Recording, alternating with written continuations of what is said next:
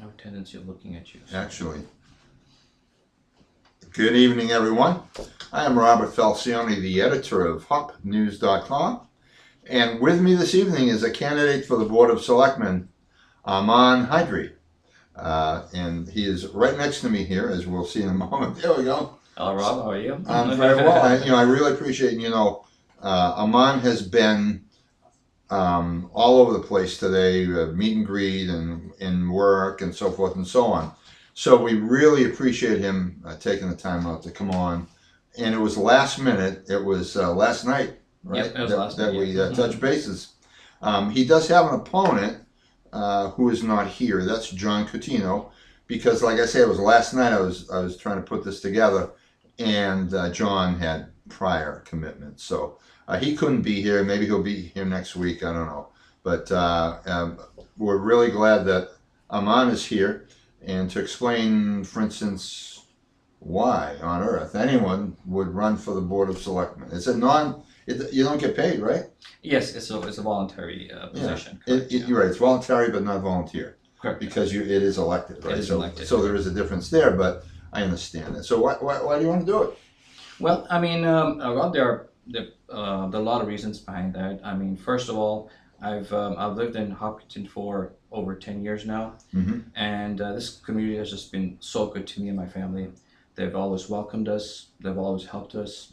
No matter which political party they are affiliated with, where they come from, they've really, really gone out and opened doors to us. And my kids have grown up. I have two daughters, and they still call it home. All the ones in college, they said to Dad, this will always be home for us. But I just feel that I have a sense of responsibility, and I think I'm in a position right now that I want to give back to the community, and just the way how people helped us. I want an opportunity to help the community, and if I can make a change, even with one person or one family, I've done my part. But going back to your question, why? I feel that with my work experience, I've had many years in banking. I've worked with a lot of companies. I've helped them grow and revive. I feel that my approach with dealing with these companies, I like to have the same approach as a selectman. And if I am given the opportunity to work with the colleagues, I'll make sure that everything is streamlined, the voices of the community are heard, and everything's done in transparency. So I would like to be that fresh approach, the fresh voice coming in, and I would like the opportunity to actually give results back to the community. And what do the selectmen do anyway? I've been wondering that for quite a few years. I know they haven't banned the dogs since I've been in the news, but that's their authority to ban a dog, to name a street, to negotiate contracts for labor, to make appointments, and I think also to negotiate and be part of negotiations for large land transactions, such as legacy farms. Right. Do you see anything in the future of that nature? I know we have one in Chamberlain. Right. That's coming up. Do you live near that, or? No, I live actually by Whitehall Lake. But going back to your lucky. But going back to your question, I think you answered your own question. You gave a very good description of what the selectmen should do. But the question is, are they doing that? And they are an executive body. I call them the doctors of the town, and they oversee all the departments. They make sure that there's appointments of the police, the fire chief, and they make sure that they work very closely with the town committees, and they have to make things happen. You mentioned you touched on a few topics, like the legacy farm. I think that it's a great proposal that the town did. But again, there's some certain issues that I would like some answers. I've met with many people in the community, and they all have the same concerns that in legacy farms, there's mass development homes being built. At some point there was retail and commercial zoning there. it didn't happen, and it just ended up having more homes over there. So just things like this, I think there has to be a better, a positive approach, and I think we're heading in the right direction, but there's still a lot of opportunity of growth as a selectman. Well, my point of view, and I want to tell you when I learned about point of view the first time, I was 6 years old, and my dad ran. He ran a lounge on Beacon Street in Boston, and he brought me there when I was 6 for the first time. I got some onion soup from the chef. It was in the morning, but he had some brewing. And after I ate the soup, my dad said, the pile of ashtrays over there, I'd like you to put one in the center of each of these round tables. and so you know where I'm going with this. The first one I put down, and he said, is that in the center? And I said, yes. He said, come over here and look at it. And I went over, I said, whoa, it wasn't in the center. How'd that happen? How did I get that wrong? So at a young age, I learned in a way, it's metaphorically, but I learned in a way to see things from different angles, right, and so forth. And so that's where that's just a preface to my point of view on the legacy farms thing. And if you were at a town meeting, you may recall it passed by one vote. These extra homes you're talking about, right, 180 of them, and it's a community actually. Right. It'll be, that's what it's supposed to be anyway, community for, I think it's restricted age. Right. What was going to be there is 200,000 square feet of commerce, commercial space. Commercial space, right. Roy McDowell, who was the best salesman I've ever met, brought this to the town and showed that it's either $1 million or $1.5 million to the town's benefit once those were finished. So it wasn't an incredibly large turnout, if I recall, at town meeting. So that one vote meant a lot. Right.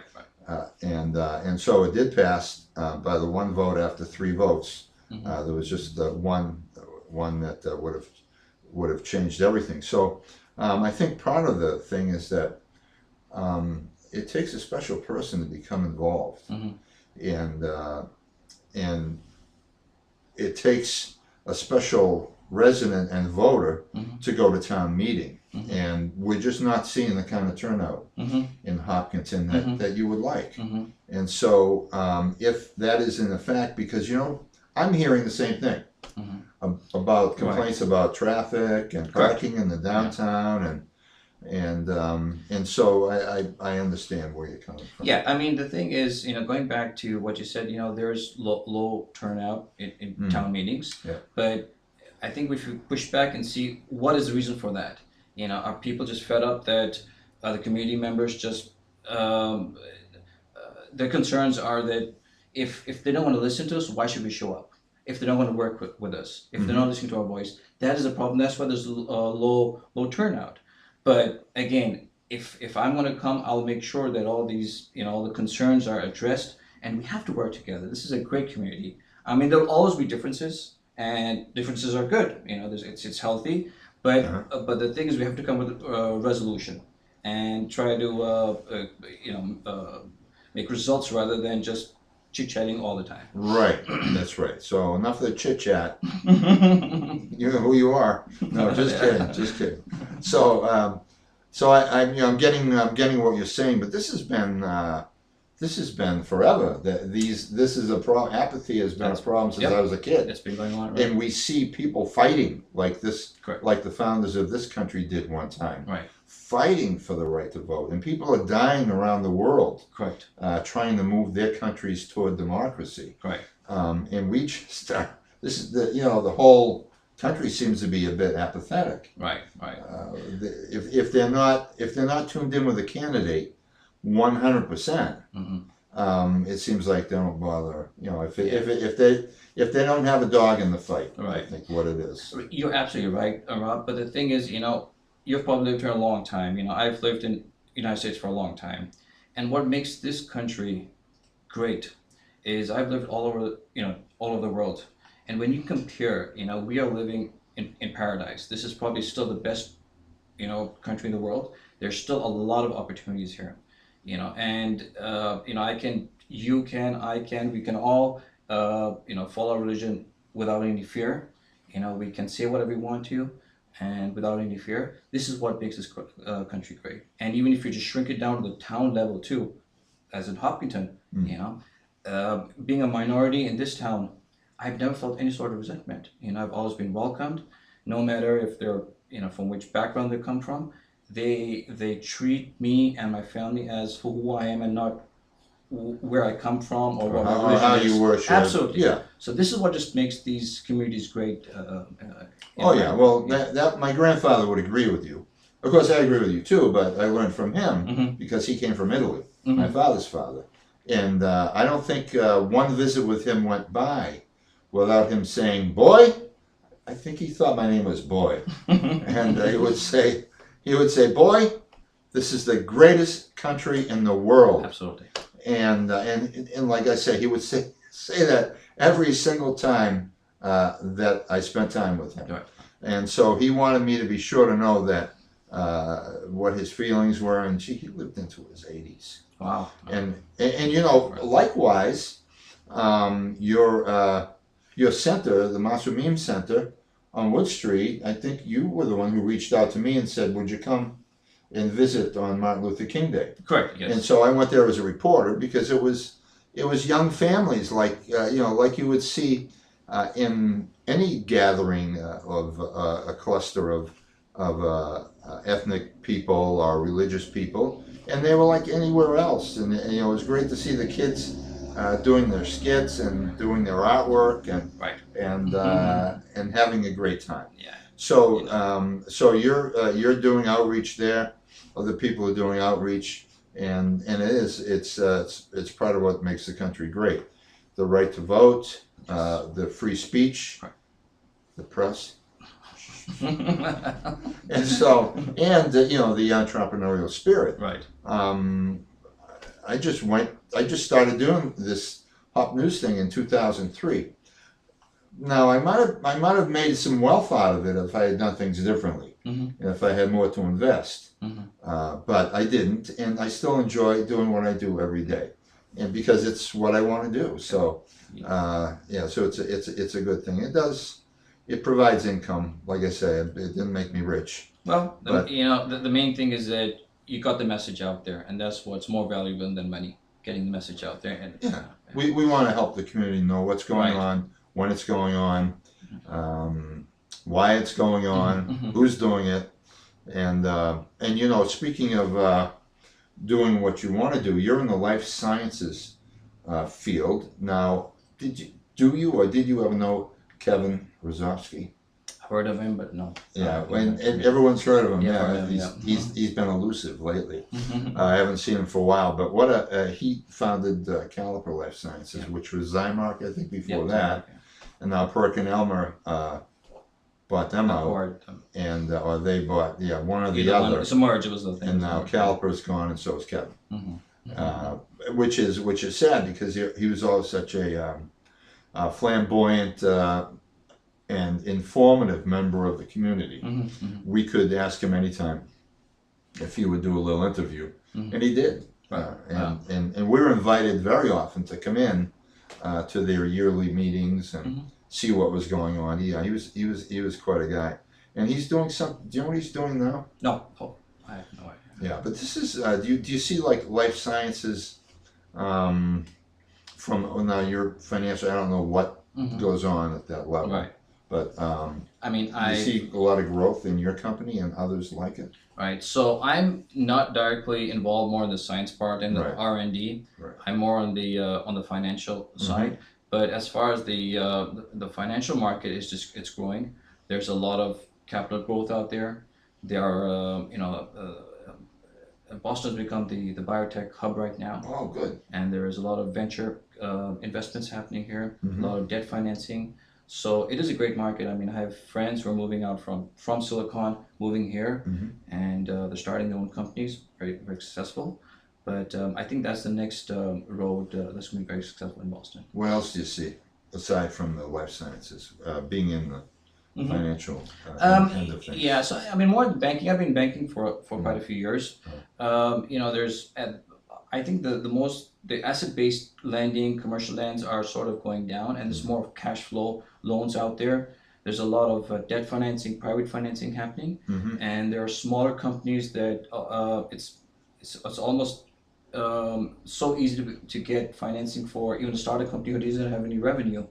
So that shows you know, the ticker on the market, and what I see, I think, I mean, after the elections, the numbers are really going up. The stock's been going up, and you know, but I think we're heading the right direction. But I think we'll get a clearer picture in the next few months.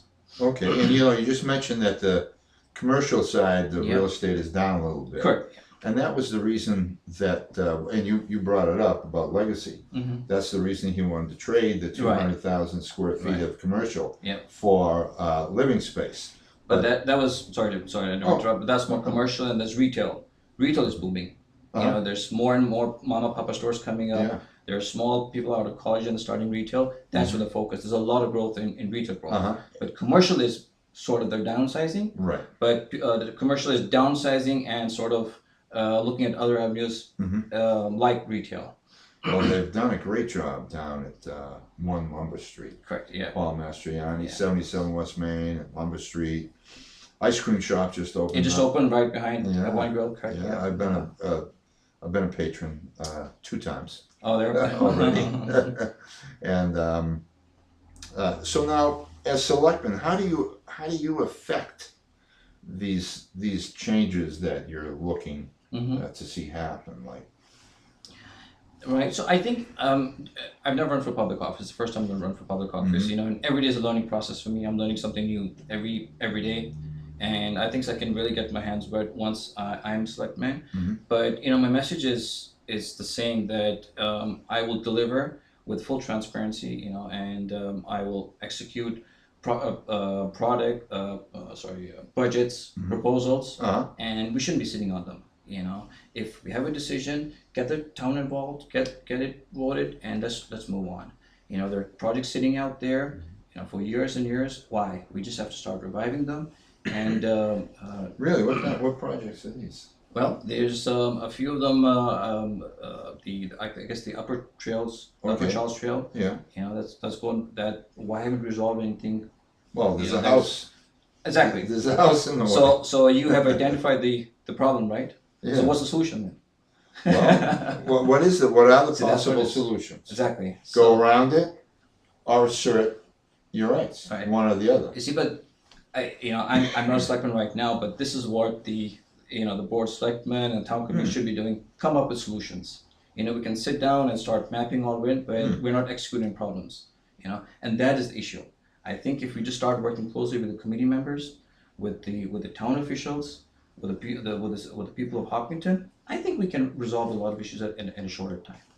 Okay. Do you think, for instance, that, and this is your first run with politics, but but you know, there is a glass ceiling there because you were born in Britain, and you'll never. The Constitution says you can't be president, so you're limited in your political career. I thought I'd mention that early on.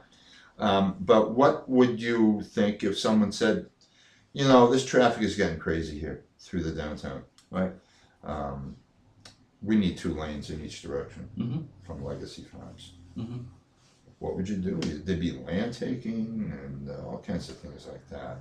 So I think what happens is, and now they want to take similar, and when I say take, I don't mean like grab the land. The way to take is to acquire by purchase or eminent domain, which is just about all the time it's a purchase, and it's supposed to be fair market value. I think they're probably working that out right now to take some of Cross Point's land to straighten the intersection out. Now, I haven't heard a conversation about that in a while, so that may have moved in a different direction. I don't know. Maybe they want to. Maybe they want to fly over, you know, some kind of bridge to go over the downtown. I don't know. Someone at one time years ago proposed a bypass road, going like behind everything here, I think it is, to go through the downtown. And that Legacy Farms Road, wow. over 8,000 feet long. Yep. Yep. And that's going to be filled with houses. I remember when they first spoke of the traffic, the effect that would have on traffic through the downtown. Elaine Lazarus, the town planner at the time, looked it up in one of those traffic books, and she said to be another 18,000 trips a day. Wow. That's a lot of trips. A lot of trips. And that was before the extra 180 homes that were just approved. So you're right, there are a lot of challenges coming up, and it's up to the town fathers to take care of them. What do you see as another specific challenge? You mentioned the trails. You don't think that that's moving quickly enough. Mm-hmm. I mean, we can go on and on. This is, I think, a 15, 20-minute show. So, I think we're close to our What time is it, Eric? It's 6:20. 6:20. Yeah. Holy mackerel, we just cut off right here. Yeah, Just but chop it. No, just kidding. but I'll just touch base and we can and then you can go. But even another thing is the infrastructure, basic infrastructure of Hopkinton.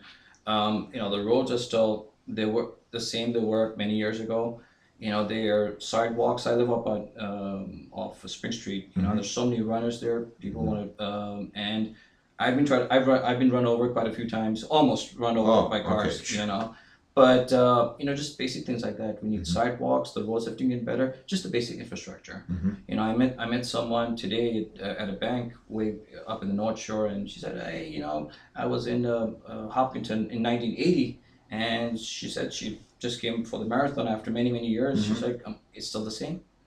Well, she's got to go off the main street. Well, because, just generally, it's just the outlook, But I think if again, as I said, we are heading in the right direction. Yeah. But there's always room for improvement, and I'm sure that if there's fresh minds, a fresh approach coming, we can all work together, and I'm sure we can come up with a better solution. Well, that's 20 minutes solid. So Amman has to go, and we appreciate him stopping by this evening. So we bid you a good evening, and thank you for watching. And if you're watching on YouTube, thank you for watching after the program. But next time you might want to tune in at 6 p.m. on Friday night for Live on Main. Next week we haven't got the guest settled for next week, but maybe it'll be your opponent. Who knows? We wish he had been available today, but once again, it was short notice. And it was short notice for you, Amman. Thank you so much. Rob. Thanks for the opportunity. It's great talking to you. Really appreciate it. Thank you very much. And we wish you the best. Thank you very much. Good night, all. Good night.